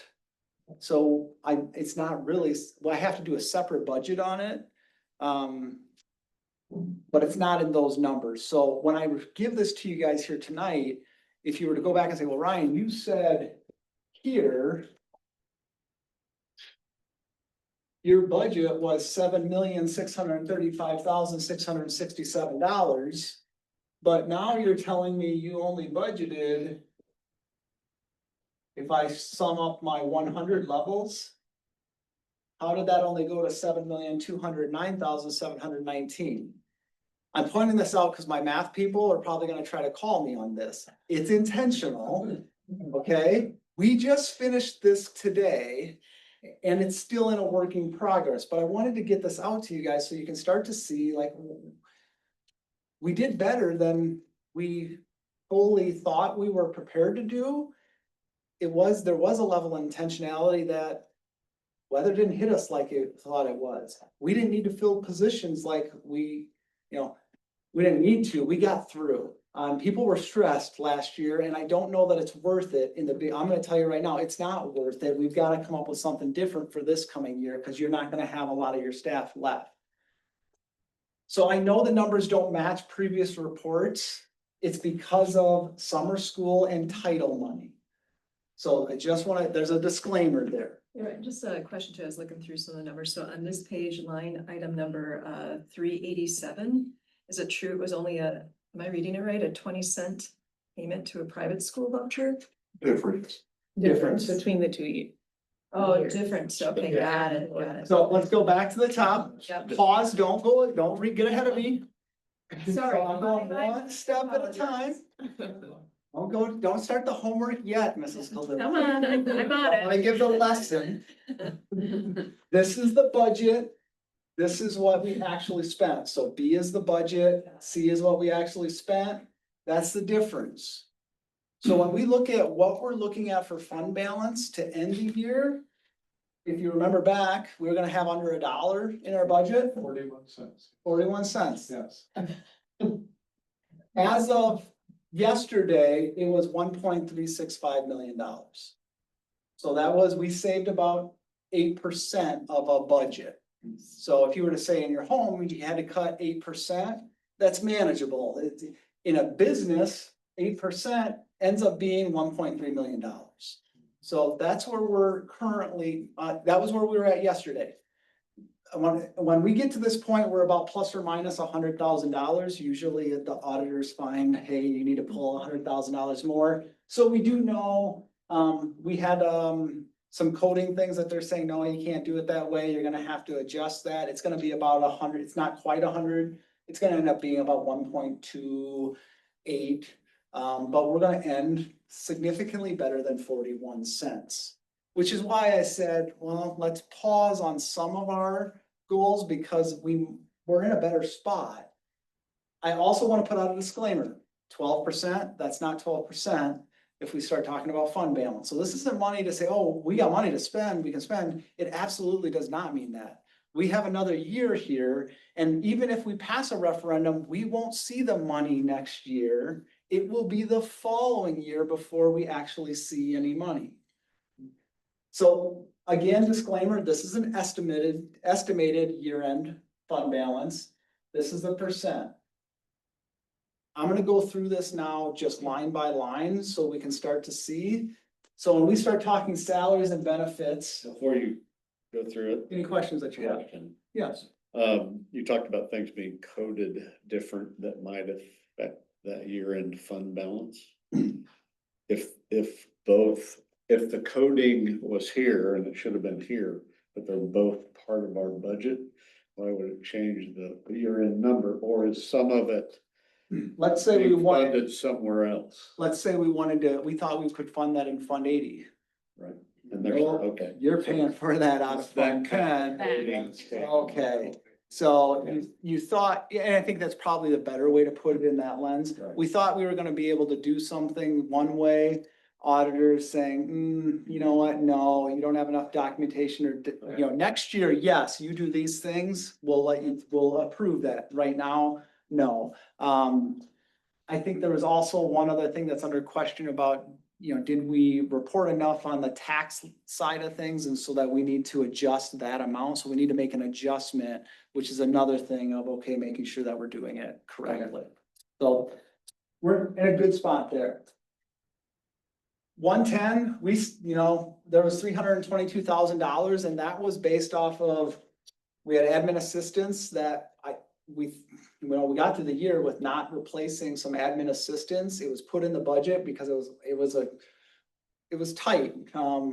They felt it, we felt it, we made it through the year, but we didn't replace them. That was in the budget. Library assistants, we had a math teacher leave on us mid-year. We piecemealed it to get through the year. So that was money that we thought we were gonna spend. We didn't spend. We had an ELL teacher leave halfway through the year. We piecemealed through it to try to balance our budget. So through a lot of these maintenance, we weren't filling positions. We are gonna end up going to a reduced maintenance model, but it is one that I also will say is we've got to get back into this routine of routinely cleaning and also reducing overtime because that does burn people out. And so we're gonna make those changes, but we were able to save $322,000. The next line is an example of, we thought we were coding it correctly. So it looks like a discrepancy, like in this line, we were $212,000 under. But we should have been coding this all in 120, which makes it look like, well, we're $200,000 positive. It was a coding. These two really offset each other is what happened there. And so, and that's part of, I'm gonna say is I'm gonna take the lens on this one. It's the training and it's knowing what each code is. And unfortunately, we had so many codes available. Oh, we think it goes here, so we put it here. No, we've now cleaned up a lot of the codes that existed from when we set this system up. Built into the budget, so this would have been prior to when I got fully started in this. Line 130, there was more built into than what needed to be in there, and so there was a $200,000 over budget there, which I'm not gonna take credit for that. It's a good thing, but I'm not taking credit for it. Substitutes, you can see we were able to save 57,000 in substitutes that positions we didn't fill. Wisconsin retirement system, so you can see we saved there, we saved in FICA. Life insurance, we under budgeted. health insurance, we came in over, dental over, HRA, we under budgeted. So you can kind of keep going through the list. I've highlighted some of the bigger ones. This 59,000, we were under budget on. This was in payments to vendors like officials, accompanist, cleaning, uniforms. Those are all bucketed in that same category. So it's things that we're forecasting, doing a better job forecasting this next year. Go ahead. 292, post-employee retiree benefits. Mm-hmm. Those are the benefits that we're paying. We're paying out in our retirement packages that were offered. And so that's been going on for a significant amount of time. It's what we currently don't have in place. But And that's the thing where it's hard to budget the exact amount that's gonna cost us. it is hard to budget it, and from the lens too of even as it's the models have changed over the years, and that's where the challenge becomes, because we have certain ones that we're offering things that really are unique, and that CISA tells us, why did you ever do that? It's like, well, that was before any of you guys were a part of the system, so. So is this associated with some, say, early retirement offerings or some things like that? Yes. It's not the Wisconsin retirement system, it's not that. Right, that's the W. Okay. So then I'm just gonna keep going down some of the bigger ones. If there's ones that you wanna get a better explanation on, I can try to do that. Technology, we did, we weren't purchasing technology, so when I go back to our IT budget. And this is back when Paul and I were looking at this, we froze dependables saying, hey, you're not spending anything anymore. We're done updating technology. We've got to start forecasting out ahead. So this window of time, we froze everything. The same thing is true about,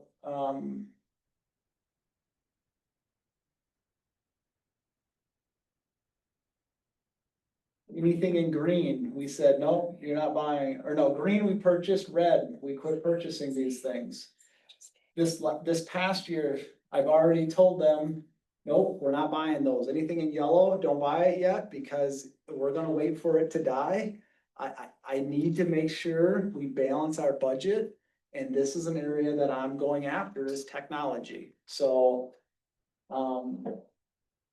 Those are the things that we're currently got put on hold. So again, smart boards, all smart boards are put on hold. We're not updating those until we have a sustainable plan moving forward. I would rather pay my staff for subbing than have some of this technology. See a little bit. So that's just kind of to go through this technology. We didn't spend anything, $0. Vendor paid maintenance, so this would be anybody that it's a 300 level, it means we've contracted somebody to come in. This is areas where you can see snow plowing savings, this is anybody who are coming in to do something around the facilities. Equipment rental, those are small. Utilities, I do want to point out, and I think Carrie brought this up earlier. When we forecasted, we were forecasting on a year and a month that had a meter that was not being, we had to catch up payment. Catch up. And so when we forecasted based off that model, we over budgeted here, and so that's where we generated $120,000 in savings.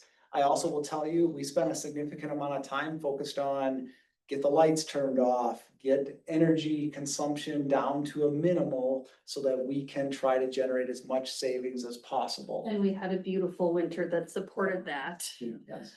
Why do we have 3 utility segments there? You would have water, Water, gas and electric. gas, and electric. I didn't know, that isn't noted here, I was just curious if that's what it was, I assumed. And I would tell you, like, if we were to display this to the community, I can get more details. This was, hey, today, we're putting in as much information so I can stand in front of you confidently and speak. It is impressive, Ryan, so that's nice. Thank you. Nice to be able to get this. Student transportation, we ended up reducing a route last year when we're like, okay, we've got bus company, I know we renegotiated with you, can you please cut us, can you do anything for us here? And so we reduced our route, but then we also try to minimize trips, so, you know, like any budget, $100,000 here, $100,000 there, it all starts adding up. So, and this is one, I'll look into this one just on the lens, I know we had some postage. I know we cut it, but I know we had more of that, so I just gotta look and figure out, okay, where did that get coded? It's gonna be $1,400, but one of the things Jenny and I are trying to do for next year is when we stand in front of you, it's, okay, we know our woofer codes are aligned, and this is the piece that we're just trying to get cleaned up.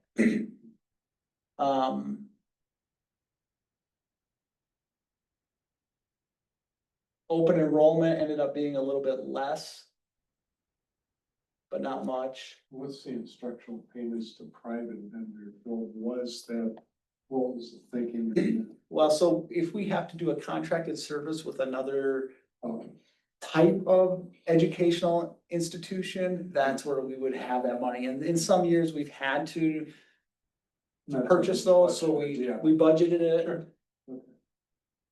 Okay. I will tell you, it is a strategy we're using with our charter school, is that hopefully they can help ensure we don't have to, that they could be a second entity, that we would then be able to cut that expense.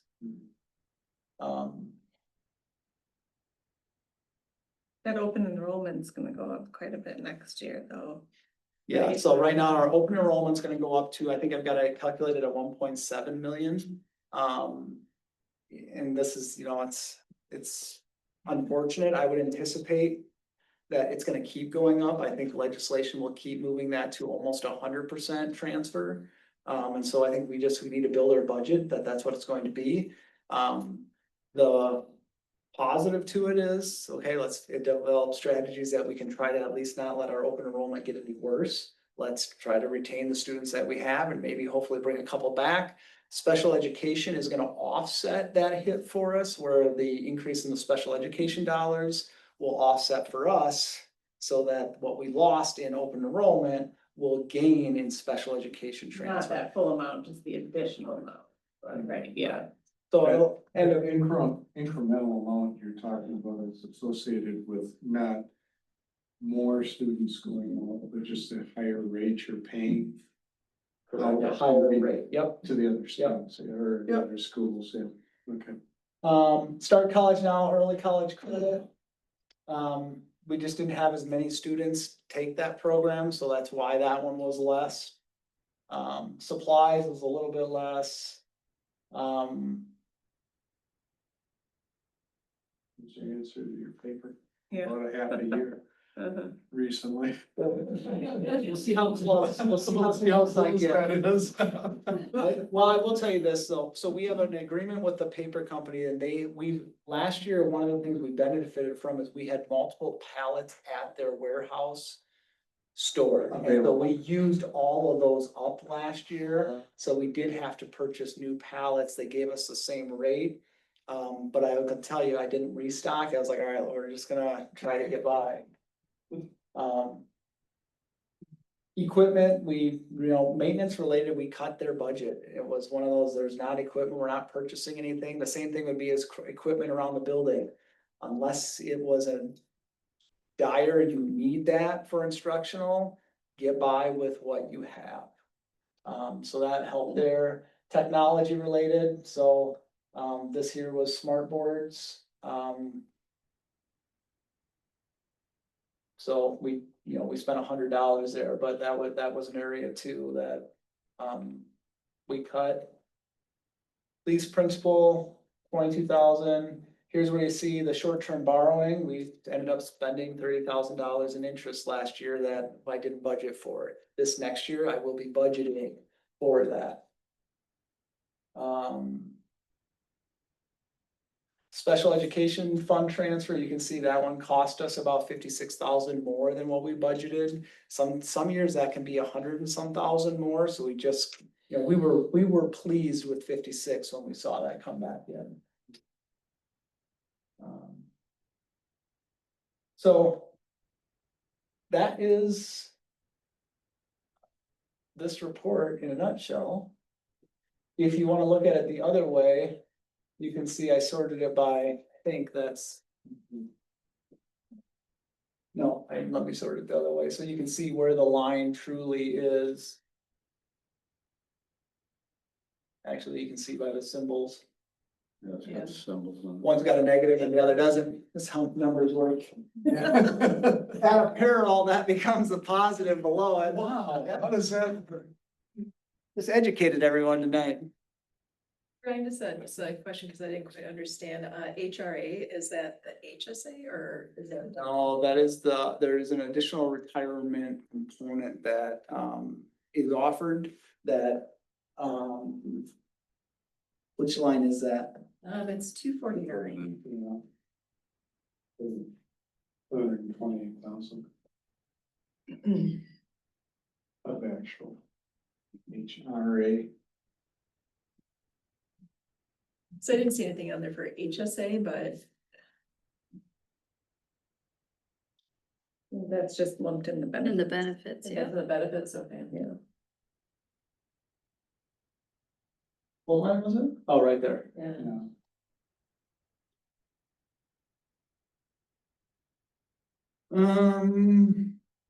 I'll give you an explanation on that one Monday night. I mean, sometimes those types of accounts are called HRA.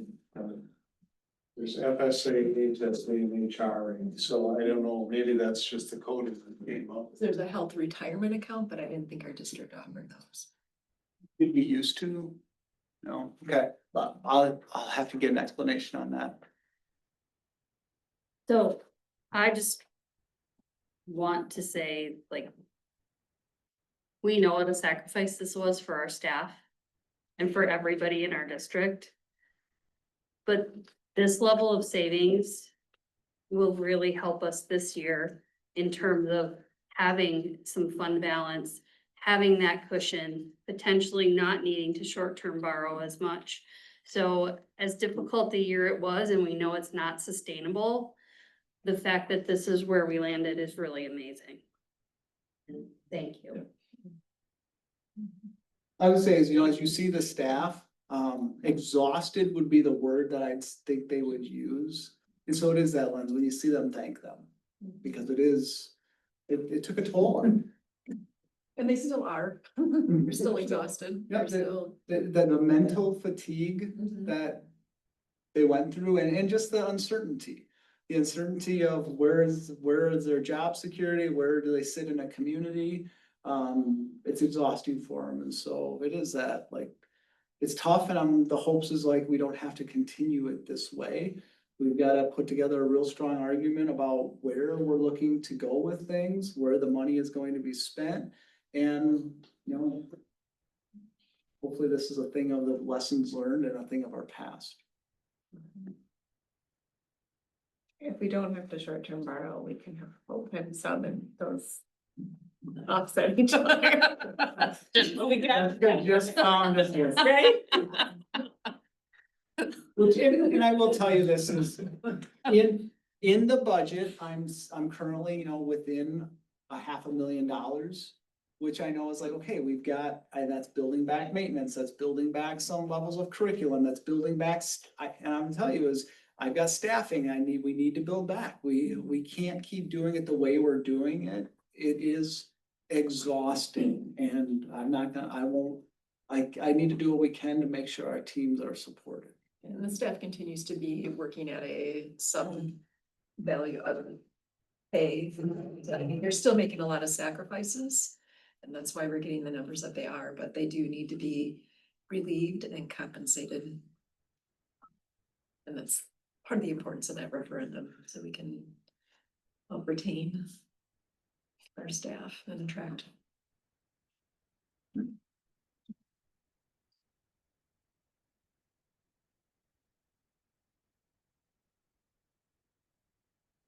So that would be all I have for our operational expenses and budget reports. I think that's the greatest thing you've shown us in a while, so thanks for that. That's awesome. Yeah, this is really helpful to see. I know it's a lot of work to keep all these maintained. Way better than the 41-cent conversation almost a year ago. That one made me dry sweat. Mhm. And I appreciate the effort you guys have gone through to be able to provide these kind of reports in this level of detail. We didn't get that in the past, and so. I enjoy it. You said that almost with straight face. I'm sure it does help you as well to be able to see that detail and the consistency. It's rewarding. I mean, it is one of those two, you know, I wish we had a better numbers that I could put into the cells. But it is one of those of, okay, we're able to communicate and we're able to, and even though it is not, we're not always hitting every benchmark of communication, it's better than where it was. And we see a future of how we can continue to make it better. And there's a team of people passionate about making this place the place that everybody wants to have their kids. So we just gotta keep moving forward. You have a good foundation starting out, having your system and you and Jenny working together rather than different teams that weren't chatting as much together. I think the two of you make a much better team. I would expand it just in the lens, you know, you go Jenny, Michelle, Aaron Spatafor, I will tell you, she just got a $97,000 grant for us. So Liz has been doing a lot of our purchases. Kim's got her eyes on things. The admin team, we make our decisions together on finances, where before it was separate. No, we sit at the table and we, you know, why do you think you need that? You have hard conversations because we need to make sure we're being fiscally responsive. And then the admin assistants, they're protecting to make sure, like, how are we managing our resources? And at the end, then you've got the instructional staff and the paras who are really just making sure, like, okay, we gotta keep this all together. So, I wanna believe we have a culture of togetherness happening. That idea of we are a staff, it's not a divide. And so we're all in this together. And I'd say as a board too, it takes a community. How are we working together to make this happen? And, you know, in tough times, we've rallied together. We've got to keep that moving forward. All right. Any other thoughts, comments, questions on that? If not, we'll move to the discussion about the operational. And so I just wanted to give you guys just that level of, you know, I've got numbers on curriculum. So I know before I didn't have those finalized yet. But 1 second, different tabs, different computer.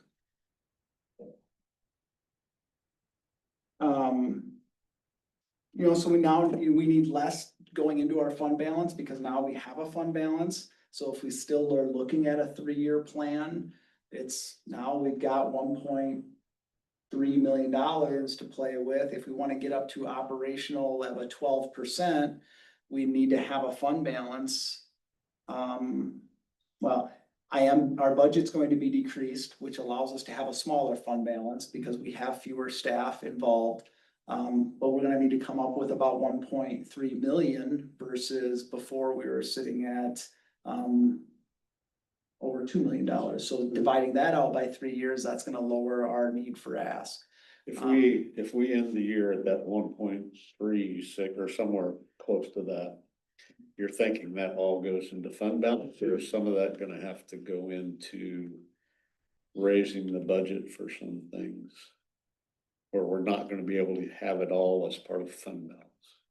I think I would say is right now it goes into fund balance is where my thoughts would be on that. I guess I would have to hear more ideas about where else you'd want to go with the money. Oh, there's lots of places where you can go with them. Yeah, but it's not money, But- it's not recurring money, and so it would Right. have to be something that, you know. Really need that item. Right, right. So, I mean, to me, the smartest move is to put it in fund balance, cause it's still there and available if we need If it. something comes up. Well, and isn't it the responsibility of the board ultimately? I mean, you've got that target of 12%, that's. I don't know if it's mandated, but that's the guideline that gets rid of your short-term borrowing, so it makes sense. Right. And if Ryan's got in the current 25-26 a balanced budget. However, you've got the operations set up, that should allow you to keep that fund balance money there for right now. Right. Unless there's something that comes up, surfaces that's unexpected. So. I think when I'm kind of looking at this is like, to where I'd feel better about saying, yeah, let's make sure that we're compensating our staff for the work that's above and beyond what we normally do. Let's make sure we can try to sustain that. We're some Chromebooks, it shouldn't be Chromebooks because we stay on those workstations, lab stations, smart boards go down. Well, those are instructional things. We have to purchase those things. So we're gonna need some money set aside that we could tap into that to purchase those things. Where a fire alarm blow up again, then now we're 20-some thousand dollars we gotta put into that. So, and we gotta get through winter, which there's rumors that this isn't going to be as warm. And so it's just, fortunately, last year did us a favor. I don't know that we're gonna have as favorable of a season again, and so how do we make sure like we've got some money on reserve that we can use, so we're not paying it all out into interest? Yeah, my question wasn't that I had some place for the money to go, but whether you had places where we needed to apply some of that money rather than just fund balance. I would say let's give me some more time in the lens of, and I can say this is, I do look at our, give me some time. Okay, that's fine. If you have ideas or thoughts, feel free to let me know. I just wanna make sure I've got an idea and don't wanna get some things out in front of the others. But, yeah, so moving forward, our technology, we've gotta find a way to keep that back on a cycle. And whether, I know there's been some talks about do you look at capital or operational?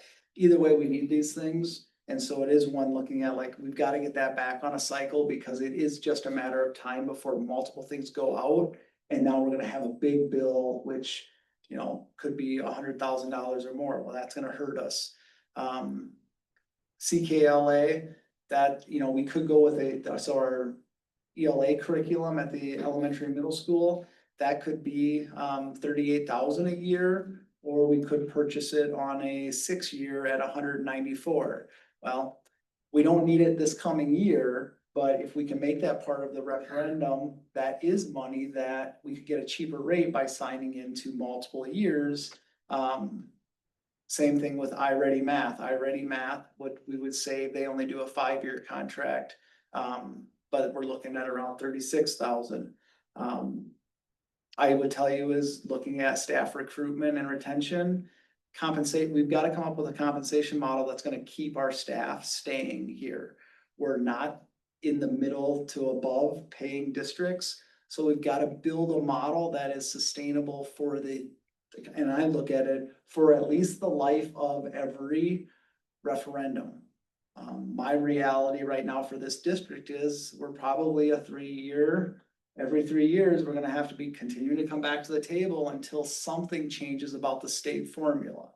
Okay, let's build a funding model for our staff that at least gets us 3 years at a time, that we can make sure we're recruiting, we're retaining, we've got the packages in place in order to do that. And there are some positions that I think we've got to reevaluate on how are we gonna sustain those.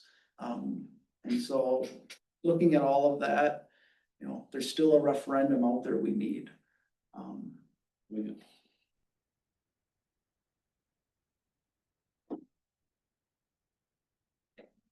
So in October, maybe we'll have a better idea of After numbers. we'll get through the annual meeting, we'll have a finalized numbers.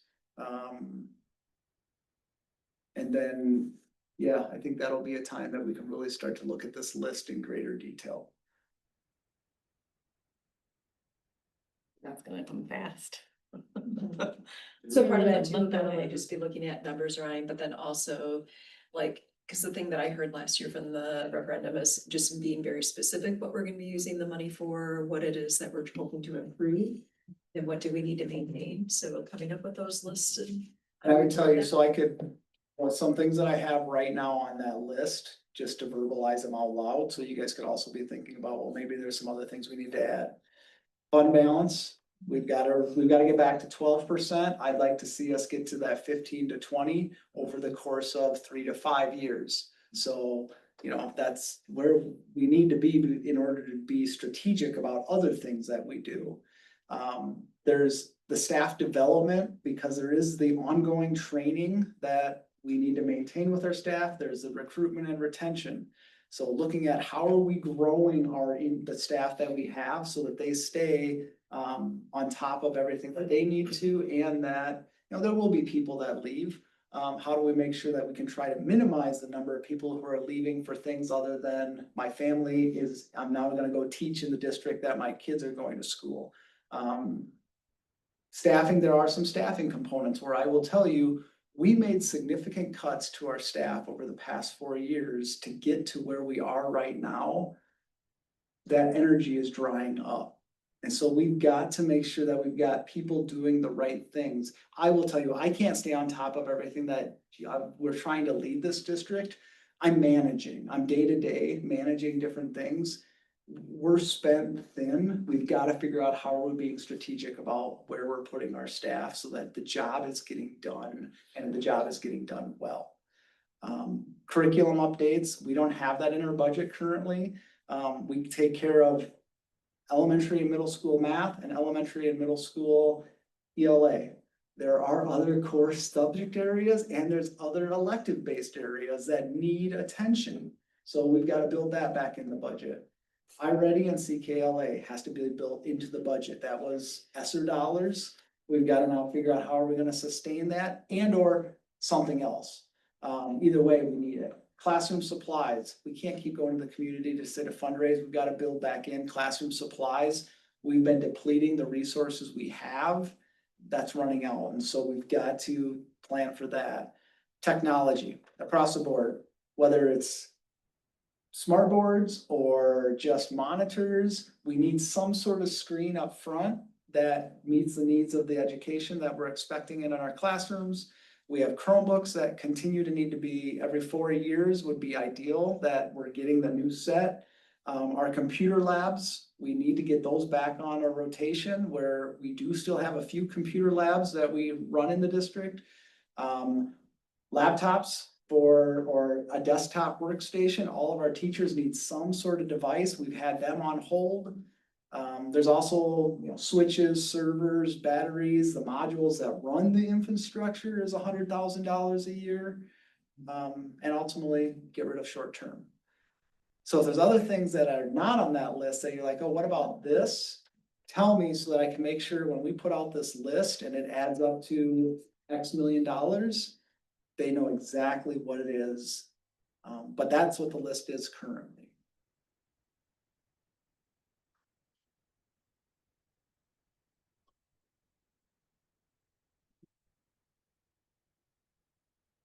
Randall, that's all I have. Okay, That's it. any other questions? Have we had enough discussion? All right. Next meeting is on October 15th. Make a motion to adjourn. Second. All right. All in favor, say goodbye. Bye.